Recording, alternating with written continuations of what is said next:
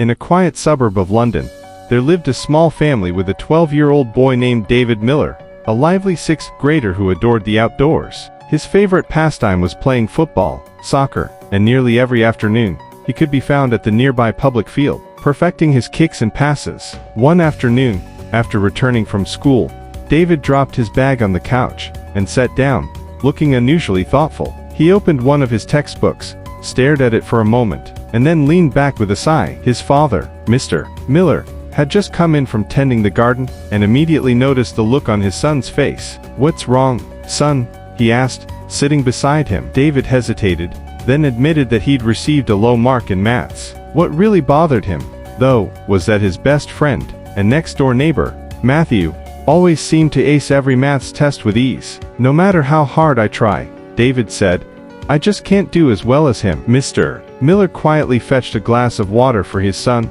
and waited for him to calm down. Then he smiled gently and said, "Come outside with me for a moment." Together they stepped into their small back garden, shaded by tall trees and filled with a calm, late afternoon breeze. "David," his father began, "what happened today can teach you 3 important lessons that will help you for the rest of your life." David looked up curiously. "What lessons, Dad?" "You'll learn them one at a time," his father replied with a grin. "And for each one, I'll give you a small challenge." Lesson 1. For the first lesson, Mr. Miller said, "I want you to invite Matthew to play football with you tomorrow." David nodded, intrigued. The next afternoon, under a bright sky, David asked Matthew to join him for a game. As usual, David played confidently. He scored 3 goals and led his team to victory. Matthew, who wasn't used to football, kept losing the ball and missing shots, but he laughed it off and enjoyed the game all the same. Later that evening, David rushed to tell his father about it. "Matt's not very good at football," he said proudly,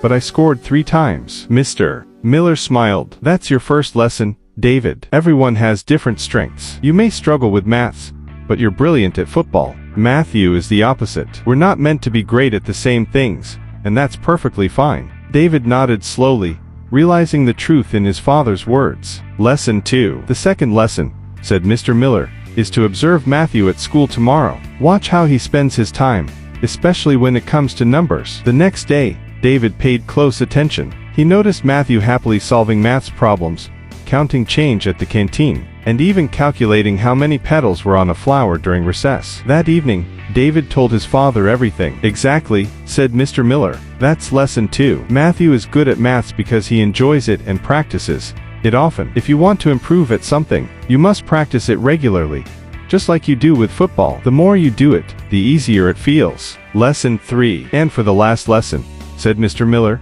"I want you to think about how much better Matthew is at maths than you." David thought carefully. "I suppose he's about 3 times better." "Then tomorrow," said his father, "try studying maths 3 times harder." David gulped but agreed. The next day, he studied intensely.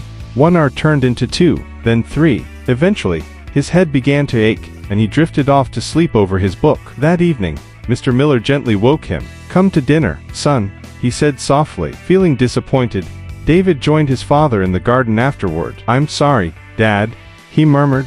"I tried my best, but I just couldn't keep going." His father smiled and placed a hand on his shoulder. "That's all right, David. This is your final lesson. When you try to master something you don't truly enjoy, it's hard to stay disciplined. But when you love what you're doing, practice feels easy. So if you want to become great at something, either study what you love, or learn to love what you study." David's eyes shone with understanding. He hugged his father and promised to carry those 3 lessons for the rest of his life.